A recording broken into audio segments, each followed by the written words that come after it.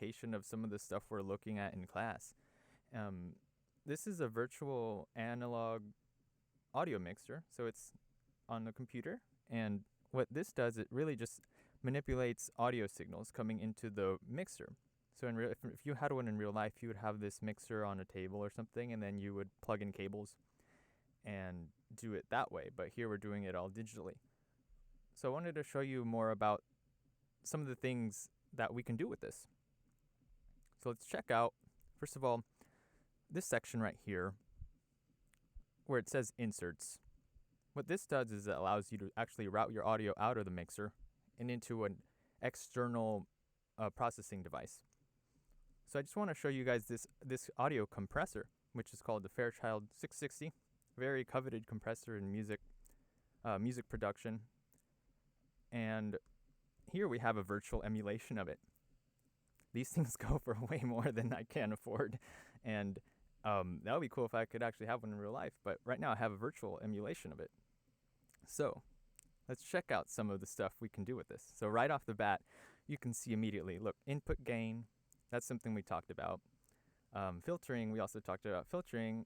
Threshold, I don't think we talked about that. But we did talk about time constant. So it's really cool to see all the stuff we're learning in class and see how it can be applied to certain things. And this is like a really good example in my opinion, because it's just like straight off the bat you see these things on the knobs, right? So, sorry, I turned it on. But what an audio compressor does, basically once it reaches a certain threshold, the compressor lowers the output of your signal so it doesn't pass a certain threshold.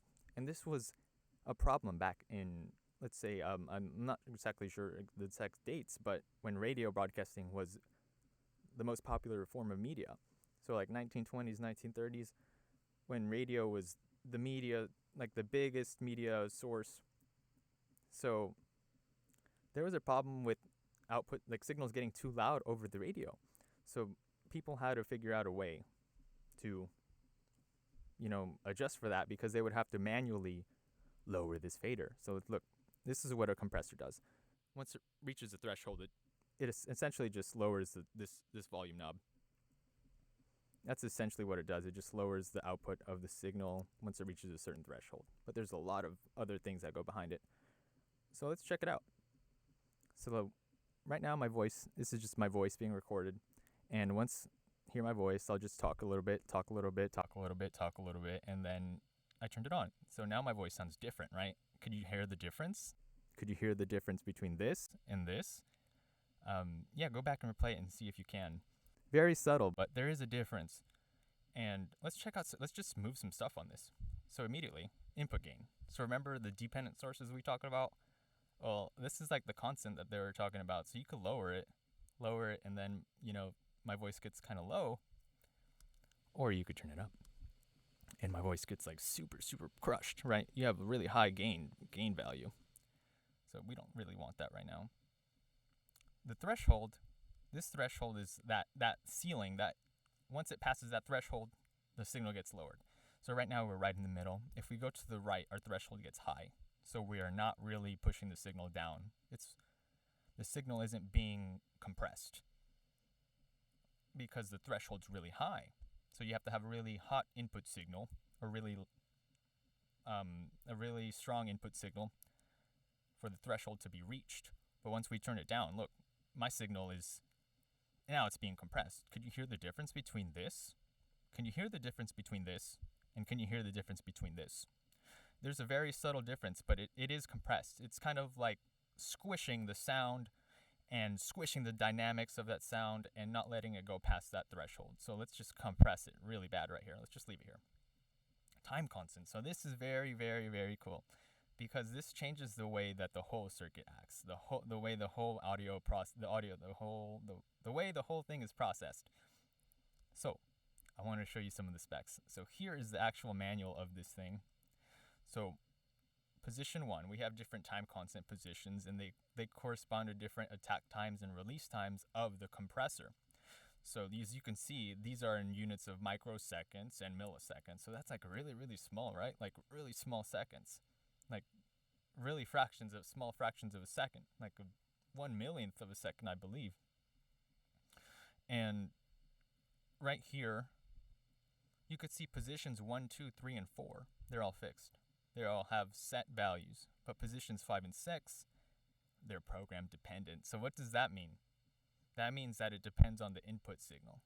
So that's cool, right? Because positions 5 and 6 depend on the input signal. So let's check that out. So let's move it. So actually, let's look back here. So we're in position 1. Our attack time is 200 microseconds. If we go to position 2, it stays the same, but our release time almost double. It more than doubles. So what does that mean? That means that the compressor takes longer for the signal to be uncompressed. So essentially, we are compressing it for a longer period of time.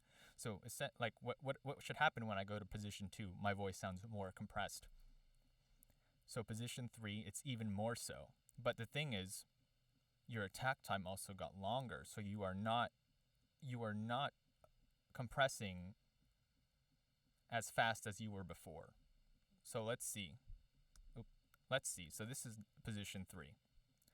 Position 4, it doubles the attack time, and the release time also more than doubles. So this is position 4. And all these different like positions drastically change the way the audio sounds. And maybe it might not sound that way, but it does. Position 5 and 6. These are the program dependent ones, and these are cool because you know what that means. It depends on your input signal, right?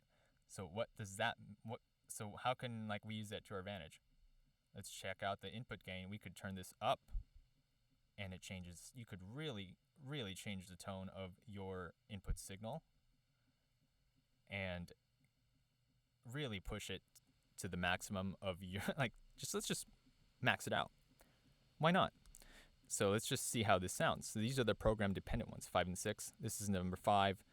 And you could check out some of the specs here, pause the video and try to read it. And let's go back here, also changes it. Pretty cool, right? So this output signal, just general output of the whole thing. So you could turn it down a lot. Or you could boost it. I'm not going to do that. That's a bad idea. You're going to get a whole bunch of ringing in your ear. But the DC threshold actually controls the ratio of compression. So this actually, if we go to the right, our ratio gets really low. So for every 1 decibel that goes above the threshold, we're going to, let's say, compress by 4. I'm not exactly sure what the ratio is on this, but that's essentially how it works. If we have a higher ratio, that means for every 1 signal that goes above the threshold, we're compressing it by some high constant. Or if we go to the left, I meant to say going clockwise has low ratio, going counterclockwise has high ratio. So let's go counterclockwise and hear my voice get drastically compressed because my ratio is getting higher. So let's check it out. So my voice right here is just getting compressed, getting more compressed, getting even more so compressed. Can you hear the difference right here? It sounds very, very compressed. And this is just pushing it right here. So it's the output signal is getting crushed by that compressor once it reaches the threshold because our ratio is very high. And once again, we could do the sidechain filter out my voice, make it sound less bassy, make it sound more high end, and it maxes out at 500 hertz. So that's pretty cool. And like I said, this is mixing that sidechain filter with your original signal. So if we want 100% of the filter, 100% of my output is that filter, and now we have 0. So I just wanted to show you some of the cool things you could do with this, and that's just an audio compressor. I'll just quickly show you some of the other things that you can do. So let's say equalization. So just more filtering. Let's say we throw another filter on here, another EQ. So you could see, let's try to really boost the low end of the voice. So here, let's focus around 60 hertz. And let's just boost this and see how it sounds. Let's boost this signal. And now you can hear my voice sounds very bassy, like super bassy. And let's just take down some of the higher frequencies. So let's go around, let's say 12K, 1200 or 12 kilohertz. We want to attenuate. That high end. So now my voice is super dark. Do you hear that? Like super, super, super dark. And let's make it even more so, to the point where it's just like, oh, sorry, I started clipping. To the point where it's just like weird, right? And so this is just some of the applications that you could actually do with compression and equalization. And this all has to do with circuitry. So don't forget that this actually is all like, if you were to have this in real life, like physically, it would actually be changing something physically. And that's pretty cool. But hey, virtual emulations are cool too. So I just wanted to show you some of the applications we could have. And right here, another application on the mixer is like the input gain. So there's a lot of stages where you're actually changing that gain. Gain is very important when you are doing audio recordings or just audio manipulation, because it drastically changes the tonality of like your signal, and it's pretty cool. It's pretty cool to learn more about this stuff, and I just wanted to show you one application of, circuits in a musical audio context, and to give you a better idea of like what we're doing. It's pretty cool. So I hope you learned a lot. Thank you.